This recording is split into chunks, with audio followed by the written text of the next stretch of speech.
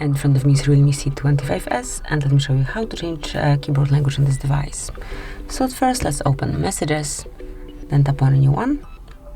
And as you can see currently, we've got the English letters here, English language setup. To change it, click on Settings icon, pick Languages, and tap on Add Keyboard. Then pick the language that you would like to apply.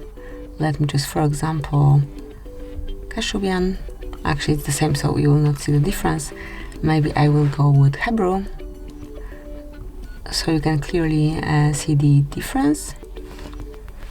Then tap on Done, and just remove unnecessary language from your device. And from now on, you can smoothly write in this brand new language. So that would be all. This is it. Thank you for watching. Please subscribe our channel and leave the thumbs up.